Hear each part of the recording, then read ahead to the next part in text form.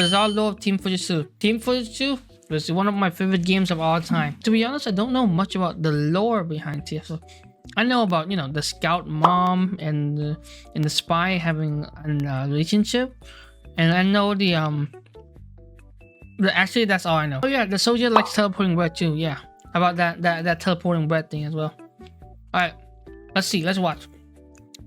Team Fortress has remained one of the most well-known and popular FPS series for decades at this point, and during all this time, a story has been built that somehow makes sense in the end. So join me as I go over everything you need to know about this universe. Hi everybody, I'm here on a rooftop. Hey, what's up? I'm just in a chaotic mood, pouring water and dropping loose change on pedestrians, blinding pilots with this magnifying glass, and of course, who can forget about cutting ropes that are lifting grand pianos up multiple stories for some reason. So Team Fortress 2... Yeah, I know.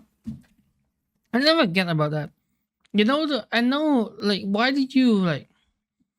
was there, like, rope tying to pianos and then lifted up in the air for no reason at all? Whatever you want to call it, surprisingly coherent story. The best way to describe it is as chaotic, and you'll see that in about 30 seconds, I would say. So Team Fortress takes place on an alternate version of Earth with a few major differences. A majority of gameplay occurs in New Mexico, but before I'm actually able to explain why that is, first we gotta take a look at the centuries of history before any modern mercenaries fight each other. Let's start off between the 15th centuries of history before any... Okay, let me look at Pyro Spy, Sniper, Heavy, Scout, Soldier, Medic. What the hell is that? Demoman. Oh, Demoman, Scout. Who the hell is he?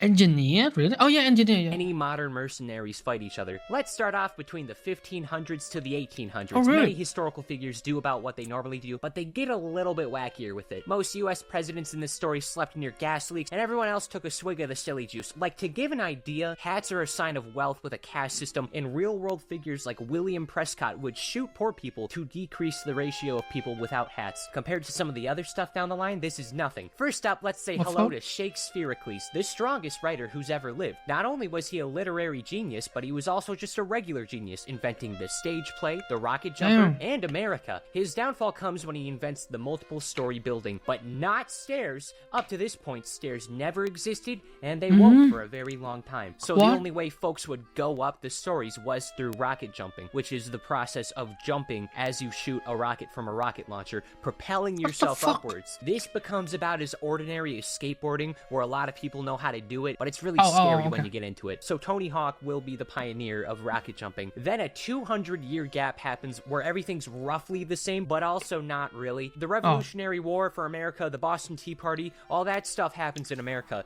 but George Washington considers himself a failure for never being able to become invisible. And military officer Benedict Arnold commits the crime of refusing to eat soup offered to him. In 1788, a man named Nicholas Crowder is among the first people to leave Britain and head to Australia. Partway, though, he changes his mind and moves to the South Pole, then making a deal with a foreign mafia and taking over both poles, somehow gaining mythical powers, thus beginning the horrors of Old Nick, who, unlike Santa, abducts naughty children to make them cool weapons and hats that he would eventually sell in a get-rich-quick scheme.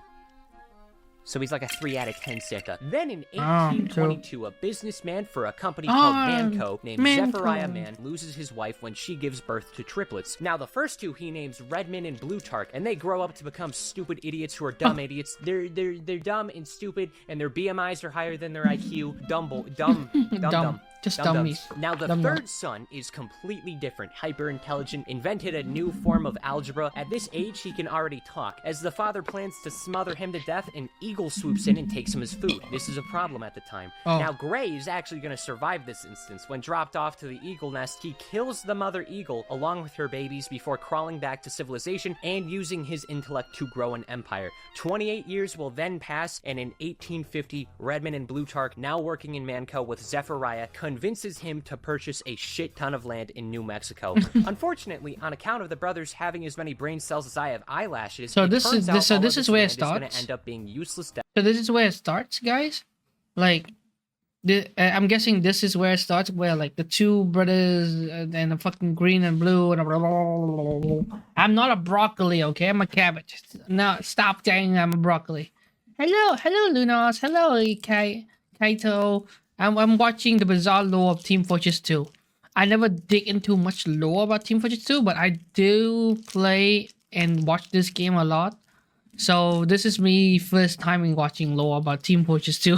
desert and nothing more than the gravel capital of the world. And No, then all of a broccoli's sudden, better. No, Zechariah cabbage friggin' better. dies and stuff. He has unfinished business. He's gonna be stuck on Earth forever. Heaven and hell exist in this story, by the way. Now, Zeph is a bit salty about spending his final years with all this useless desert space. So on his will, he gives his friend Barnabas Hale the company of Manco. He gives Barnabas his Hale? assistant Elizabeth the company to watch over. Oh, and he gives Elizabeth. his I know two sons Elizabeth. the useless land perfectly equally, where the bros are gonna keep fighting over it for the rest of their lives. Oh and my beginning God. what will be known as the Gravel Wars. So then they each hire mercenaries to fight over the land indefinitely. The first batch of mercs includes a few folks like Nikola Tesla, and this guy, Ooh. he looks neat. But most importantly, Abraham Lincoln as the Team Pyro. In Oh 1857, my God. Abraham Lincoln finally invents stairs and dies trying in the middle of rocket jumping to his stairs in his lab in the Ford Theater, where John Wilkes Booth, known for his Tower of Hats, also assassinates him, wanting to get the top hat. In my opinion, the Lincoln's hell? death is the third most embarrassing way to die, right outside of forgetting to drink water and smoking. This tragedy scares all scholars enough to where they agree to never invent anything ever again, instead opting to learn exclusively astrology.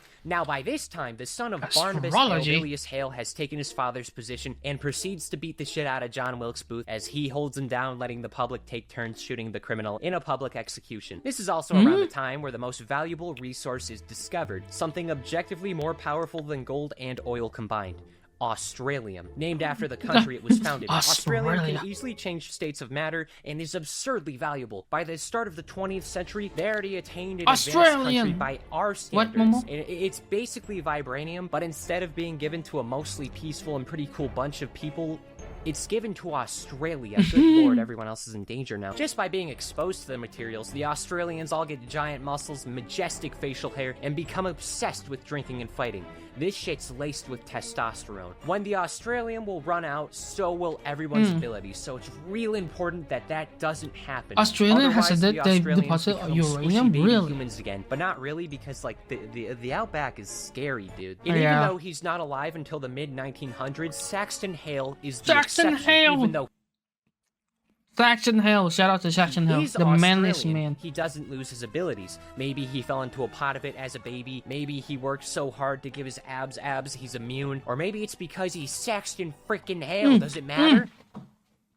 I just Give his noticed something. abs, he's immune. Or maybe it's I just realized his fucking chest is shaped like Australia. I just because noticed he's that. Now. Saxton frickin' Hale. Does it matter? 1890 is when another era occurs. Redmond and Plutarch have been fighting for 40 years at this point, with no progress on either side. They both have agreed whoever dies first loses. And as the brothers near old age, Plutarch gets the idea to simply outlive Red and hires Radigan Conacher to make him an immortality machine that runs on liquid Australium, capable of keeping him alive for seemingly until Australium Oh my runs God. out. However, Elizabeth, still working for Manco for some reason, hires Radigan to give Redmond the same machine, thus making the endless battle become super duper endless.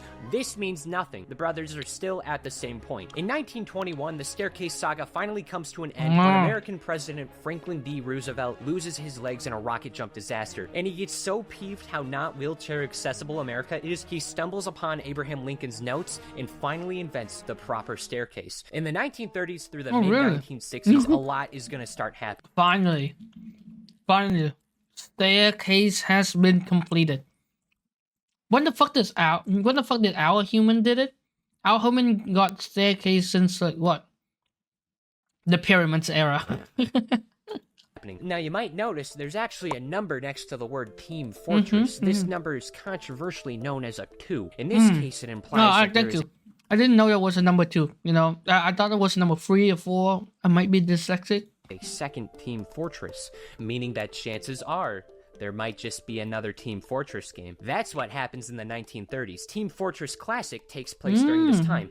And guess what? This means nothing. Nothing changes. The war is the same. But it happened. It's around this time that Saxton It will happened. finally inherit Manco. He makes hats and weapons and all this stuff the brothers used to fight, quickly growing to become one of the richest men in America and hunting down all of those ahead of him. In his free time, he's gonna get a girlfriend named Maggie and hunt down any powerful animals he can find, thus making many species go extinct. This creates a lifelong rivalry with his old teacher, Charles Darwin, the inventor of the zoo and the protector of all wildlife, who saves animals from Saxton's Australianness. In this period, so much happens. Mercenaries swap out or die or retire and all of that. The fight's going, but there still is one more thing worth noting. It's unknown what actually happens to Elizabeth, but the mantle is given to her granddaughter Helen, more commonly known as the administrator. She's gonna hire an assistant that goes by Miss Pauling, and just like her grandma, the administrator is pushing for perfect neutrality, preventing either side from knowing that it's rigged from the start, really prohibiting any sort of advancements. And you can also tell because she's wearing purple,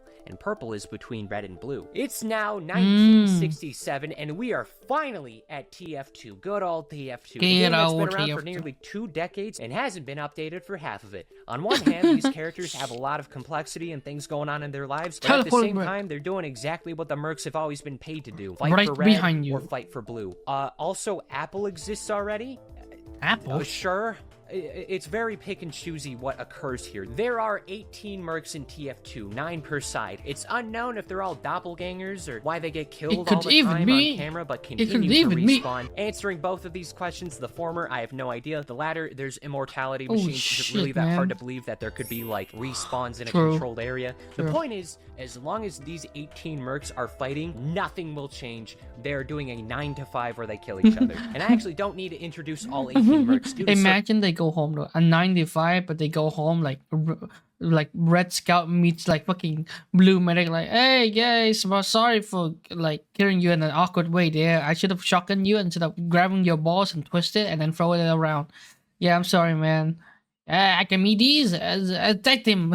Circumstances I'll get into, Miss Pauling actually develops a significantly stronger relationship with the red team, and as such, when things happen, we spend way more time with the red team, meaning that as a result, we know way more about them, and they're far more prominent. That's not to say that blue team's useless, but roughly 90% of all the team-specific moments go to red. For example, one of the locations the team usually fights in is Two Fort, and as a PR stunt, the administrator hired a filmmaker to market the mercenaries on red to justify all of the fighting in the local populace. And this ends up working pretty quickly, also in part because the town water supply has been riddled with lead on account of— What the fuck? Well, you know. Oh, by the way, the whole stunt leads to the film guy's death. It's used as a warning to keep everyone, like, not sharing their information. The administrator is not the type of boss who has casual Fridays. Like, to give an idea, Heavy and Pyro go to her firsthand and ask for weapons, and her first instinct is to blow everybody up. So let's start off with the more simple mercs and work our way up. Starting off with basically he's the mascot man, the Heavy. A Russian man named Misha, whose family got sent to Siberia camps in 1941 when his father was part of the USSR. Sasha. His minigun's name is Sasha. I remember now. Fuck me. Counter-revolutions. After 3 months here, he leads his family out into the Siberian mountains where they hunt bears. Heavy does a bunch of stuff for his folks, yet he still finds time for his own passions and relationships. He gets a PhD in Russian literature, he likes sandwiches, and he especially cares for the team medic. Heavy's gonna remain this stoic and wise, friendly pal, who does in fact have a kill count that reaches the triple digits. Next, there's Sniper, Mick Mundy. He's an Australian and pisses more than 8 people combined. That's an insane drop-off between people. His parents aren't all too jazzed about him being an assassin, with them calling him a crazed gunman. He's honestly just a guy. He's probably the most normal. He just comes in, does his job, and leaves. Scout's real name is Jeremy. He's a Boston boy and the youngest of 8 brothers, illiterate, egotistical, but at the very least, a quickster. And because of all the time he spent with Miss Pauling, he got a little crushy crush on her. Hey, you got Scout got a crush on Miss Polly. Scout and Polly sitting in the street. Kissing.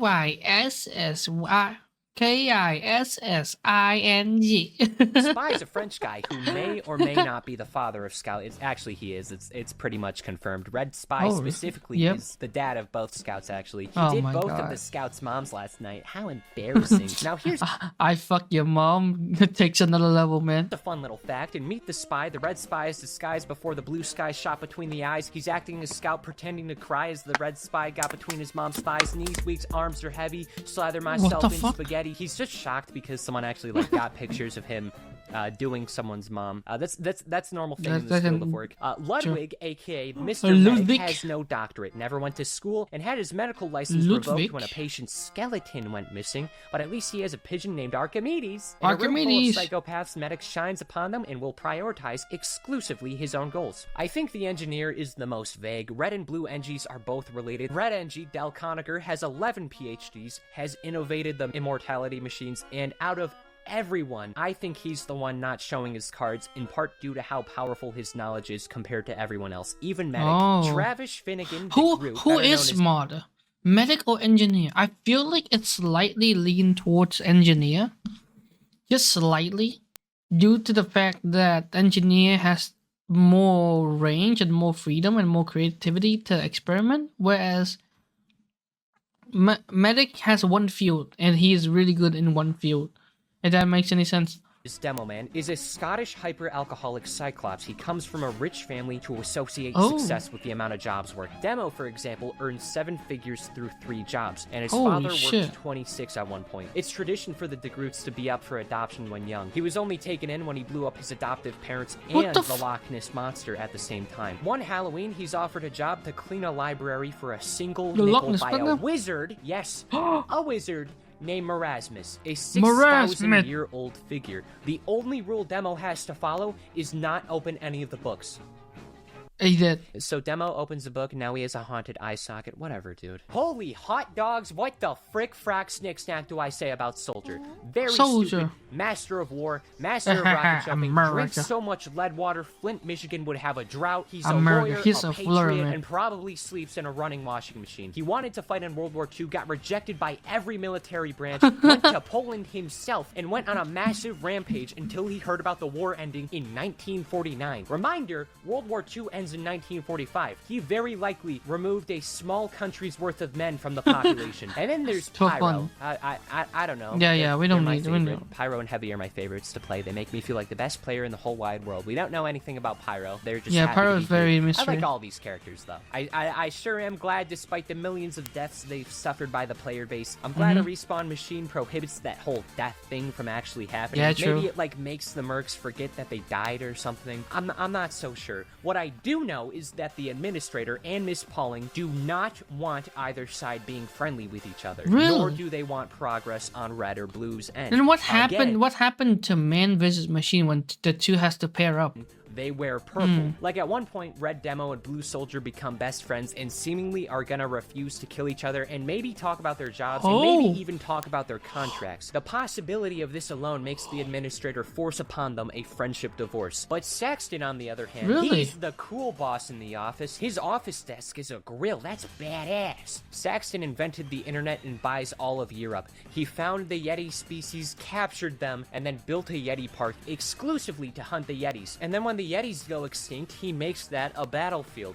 I mean, what do I say? I remember, didn't he capture that Yeti, put him in a zoo, and then come back and hunt that Yeti in his zoo? Hail. For 4 to 6 years, the gravel wars will happen with these teams. A lot is gonna happen, and even though they have an objective chronological order of events, it hardly matters. Plus, I forgot to write down the order, so I'm just gonna go in whatever feels right. Outside of the Meet the Team videos, the mercenaries do a couple of things to appease the public. One Christmas, the Blue Scout pile drives an old lady or something, and when they're on trial, the Blue Soldier causes so much of a ruckus that both of them end up in Elf and Malsantha respectively. And just to be safe, Blue Spy comes with them. While giving a little boy a haircut, Old Nick returns.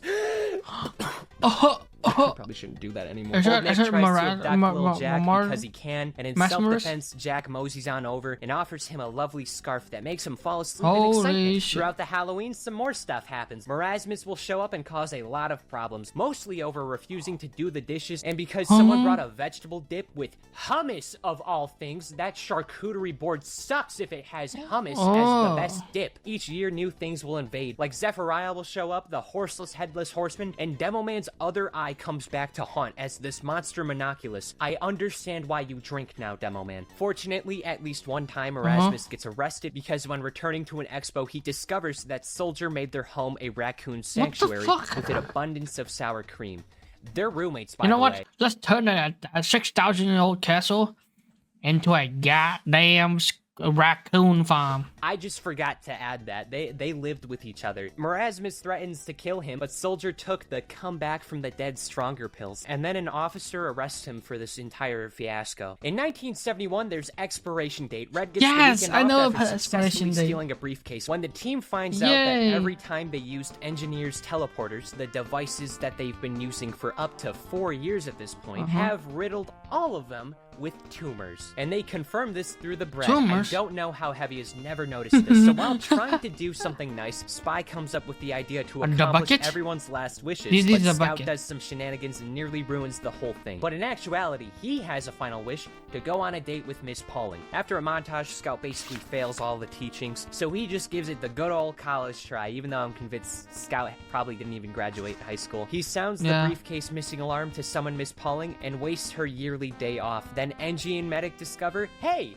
those aren't tumors. Dear God. Those are just the green virus, and only bread can get the green. So as long as no one teleported any bread and never does it again, there will be no problems. But off screen, after getting a bucket as his last wish, Soldier was told at the start, and I quote, teleport as much bread as you would like. So for the past 70 straight hours, Soldier has just been teleporting bread. So the bread just becomes a giant monster. For over 4 years, this monster was roaming around Europe. I don't even want to think about what he's done if the military rejected him in every branch. Fighting happens, bing bong, blah, blah, blah, explosion. Amazing. Do you know what? You know what? Shout out to the Soldier for the dedication, man. But motherfucker spent 70 hours just teleporting the same bread. Doesn't he like recognize the bread is turning into a monster at that point, or what? Death. Also, every game Have you moaned yet? No. What the fuck? TF2 was canon. You can't prove otherwise. And then it happens. Redman and Blutarch rent the Alamo and propose a truce. It turns out Gray was the one to call him there, taking out his brothers once and for all in one fell swoop, and the gravel wars are over with no more paychecks and with both teams' bosses out of the picture. All mercenaries are about to go home and pack up and leave, but then Miss Pauling reveals, oh wait, guys, Saxon got a new job for you. Just go beat up the machines. Throwing everyone back into work to protect Manco facilities from Greyman and his machines. And they're only getting paid because robots run on money somehow. I feel like regular paper would be easier, but hey, that's why fine. not? Heavy likes sandwiches. In this man versus machine period, there's still more stuff going on despite both teams working together now. Medic figures out how to revive people within a 5-second rule, and the Man Brothers are back as ghosts. Now technically Blutarch won the gravel wars by 7 seconds, but since neither of them could do the paperwork, they gotta go to Soldier, who might I remind you is a lawyer, where he reveals the winner is who Guys, R.I.P. to Soldier's voice actor. R.I.P. to him. God may rest his soul.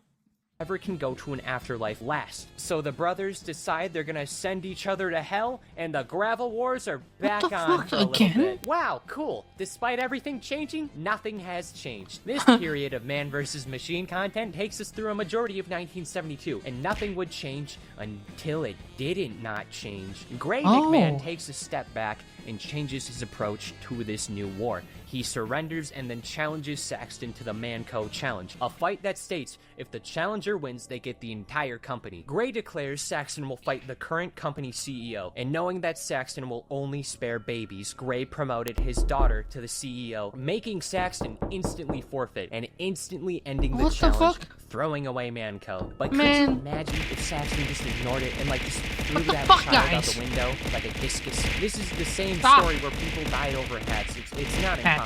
The tragic failure on Hale's part results in all losing their job to AI. The administrator tells all of her employees to scatter and go into hiding, and this only becomes an issue for 3 of the characters. Soldier needs to move out. Somehow his Scout's helping him load his stuff. Soldier breaks both of Scout's arms. Now, right before Spy leaves, Scout asks for help attaining his savings at the Two Fort Bank, and this turns out to be exclusively Tom Jones merch, thinking that his death will significantly increase the value of it. And this ends up leading to stupid bickering and the Two Fort mayor trapping the two in the bank, only letting them out if they agree to go to jail. Now, Scout, I understand falling for this, but how did Spy not at least attempt to leave? Was he setting a good example? Did he want father-son time? They've been co-workers for like 4 years. Scout seems like a good friend to see a couple times a month, but not really like living with him, contrary to popular belief. I'm not all too interested interested in getting arrested in New Mexico. Now it's late 1972 to early 1973 probably. I don't know. I wasn't there. 6 months have passed since the team What split, the fuck? and the administrator What has the a hell is plan that in the main flash? comics. What the fuck was that flashbang? 6 months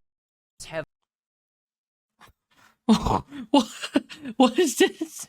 What the fuck is... passed since the team split, and the administrator has a plan in the main comic run. During all this time, Australium has been quickly diminishing, and there's not much left on the planet. Yet she somehow managed to net 89,000 tons of it. So Miss Pauling is tasked to find as many mercs as possible and find any remaining Australium. So she looks for the red team and starts with anyone who stayed in the Southwest. Soldier's currently doing celebrity house tours, starting at Tom Jones's house, which leads to his death in the process. Whoa. This hardly matters. Also, Marasmus is Tom's current roommate, but What? not Marasmus? anymore. Next, they find a depressed CEO Pyro at this place called Frontier Engineering, where his passion for arson is reignited by his pals. And Demo, he's just a sad guy. He just jumps back in pretty instantly. Next up, Spy and Scout still in Sad jail. to happy Miss so Pauling quick. and Pyro go to burn books as Greys on their Ooh. trail, using all the resources and his own immortality machine to stop them, while Demo and Soldier go to court trying to free their big old buds. They failed.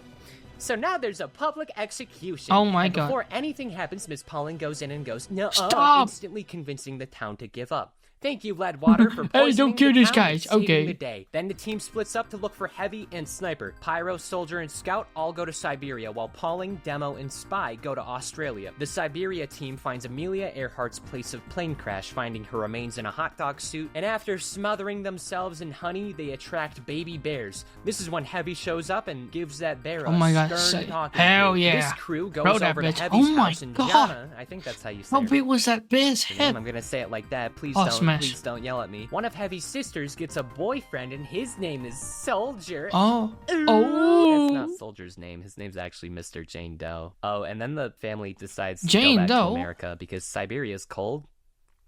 And also cold. Right as this happens, the Australia team makes it to Australia, where they see firsthand how no yes, let's Australian go. is a bummer for the populace. And the gang spends about a week in Australia. Oh, But yeah, while mate. that is happening, Saxon Hale finds his ex working for Charles Darlin, where Charles offers to get Manco back in exchange for some Australian to keep the endangered animals alive. And then the other team makes it to Australia. Scout and Heavy are tasked with going to Ayr Rock, where they stumble upon How the fuck is that bike is supporting Scout and Heavy? Saxon and Maggie. This will be important. Everyone else needs to go to New Zealand, as supposedly New Zealand, all the Wellington. last supply is over there. Only problem is that New Zealand decided to go underwater. The entire city is at the bottom of the ocean because one scientist said so. He said the world was gonna end. It didn't. To counteract this, Gray sends out a new team that's actually Team Fortress Classic, alongside the medic, who does not get I like how the original Team Fortress is like completely fucking old. Just old men. Hello, phone. Fucking just old men. And this is the what? Soldier, Sniper, Pyro, a Spy, Engineer, Scout, and Heavy. No, Demo Man, and I don't even know. Oh no, this is Demo Man. This is Scout, and this is Soldier. Question mark? Team Fortress Classic, alongside the medic, who does the not medic. give a sloppy string slackleberry shoot about needing to hunt his old friends. Yeah, and sure. as this happens, Soldier, Jana, and Spy sneak into the Australian Navy and Oh la la. kindly ask to borrow a submarine. Miss Pauling and Demo find Sniper's house, where Sniper nearly takes him out, and he found out he's adopted.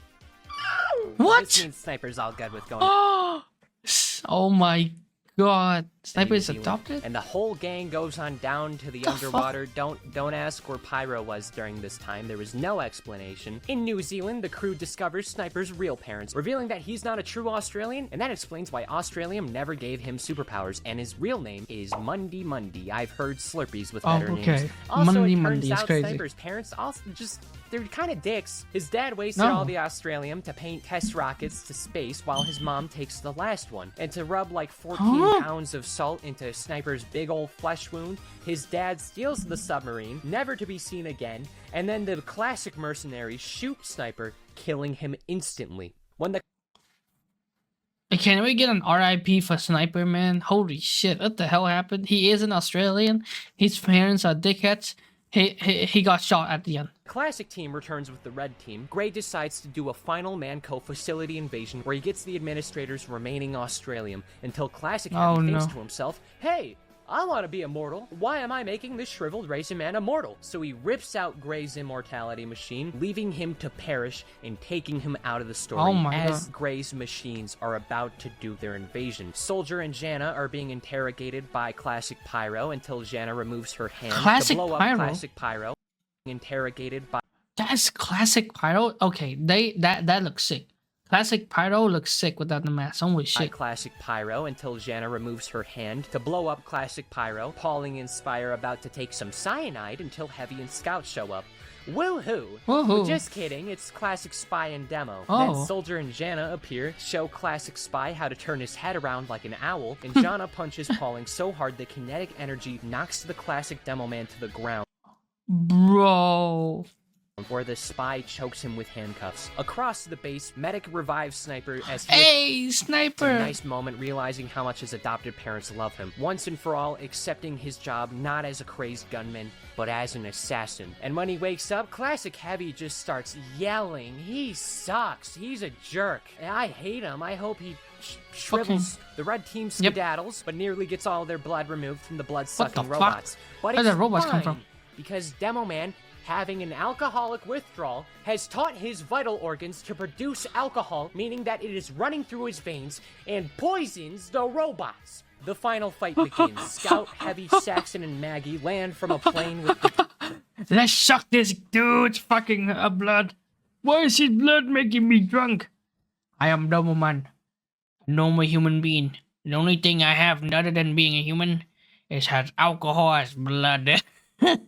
Team weapons. Pyro melts Classic Scout and Classic Soldier. Spy and Sniper get Classic NG and Classic Sniper. And on their way back, they stumble... What? Team Fortress 2 Snipers kills the OG Sniper? That's badass though. Soldier. Spy and Sniper get Classic... Yep, that's like, oh my god. NG and Classic Sniper, and on their way back, they stumble onto a near-death Scout. Spy disguises himself as Tom Jones and announces how proud he is of his son going down this path, and Scout goes out smiling. Freaking awesome. Once and for all, his father was Tom Jones, but actually Spy. Spy, oh my god, that's so sad. The fuck? He doesn't die, by the way. This is TF2. Oh my the good god. guys live forever. Hell yeah. In heaven, God and Scout are home dogs. They have foosball tables. They send Tom Jones to super heaven, and Scout gets to revive himself. Back on the battlefield, all See the you fighting in December is fighting, 4th, 19th. What? With a Heavy versus Heavy fight. It's mostly going toward Red Heavy's win until Classic Heavy puts on Gray's Australium device and stains Medic's perfectly good coat with strawberry jam. Now, Medic was a German who was very likely in World War II, so he's going straight to hell. But during this time, Medic stole the souls of either the Classic or Red mercenaries, meaning that the devil owns only a 1/9 of his souls. But in exchange for 2 more of those souls, he gets brought back for 50 years. Now, Medic reveals that he stuffed baboon uteruses in Classic Heavy, which baffles him so much, it provides Red Heavy with enough time to pull out Gray's immortality machine, which drains the rest of the life force. It's all over, Red wins, Australium is gone forever. And then it's revealed during all of this adventure, Engineer's been with the administrator, rationing the remaining Australium that they have and keeping her deceased for upwards of several hours. She only has about 6 months to live, and she just goes, let's just ball, I don't give a hoot. And she goes, all or nothing, uses the rest of it at once, gives her 1 hour of youth. And oh man, 1 hour. The finale comic, the finale comic of this is crazy. It doesn't exist. Oh, what? There was no finale. Huh? Why does this keep happening? See, Valve, the creators of TF2, are very bad at finishing things. They like making good games, but don't really like counting to 3. The last update for TF2 was 2017. That's over 6 years ago. Finish the game. Finish the fucking game, man. No! We don't get to see it. We don't get to see anything. So here's what I would guess. I think Saxton would punch Charles Darwin in the face and refuse Manco. I think Elizabeth and Helen could be the same person, and she was going to destroy the Manco legacy, which is why the story never escalates through the Gravel Wars. And I think all of the mercs would have found some new jobs, some together, some doing their own things, and in the end, it doesn't matter. TF2 mostly lives on via the community, who, you know, they got some good things like TF2 Classic, and then they got some bad eggs like every community does. Yeah, true. Treat others how you want to be treated, guys. Don't be bucket dippers. Be good people. Well, that's all, folks. Look at this sad statistic and feel guilty. Here's a gamer subs code. I'll give this hey, to Tyler, it. there's someone behind you. What? I'm not. Oh, wait, I'm not Tyler. I love doing that joke. I hope that freaks someone out. Really? I don't have much else to add. All I could say is, oh, I don't know. Maybe. Oh, I don't know. Finish the comment. Oh. My God. You know what? That actually does make sense. He said at the beginning that somehow makes sense about what Australianism and all that stuff. You know what? Out of all the characters in here, I love Sniper the most, man. He went through so much drama. Bro went through so much drama, met his parents, got some life lessons, came back as a stronger man. Oh my God. Holy shit. Second favorite, Medic. Medic fucking makes the devil, the king of hell, owes him souls. Do you know how fucking madman that is? The devil himself owes souls to the Medic, and bro can just go back and just you know what? I like this guy. I like him. This is a very good video, a very interesting lore, man.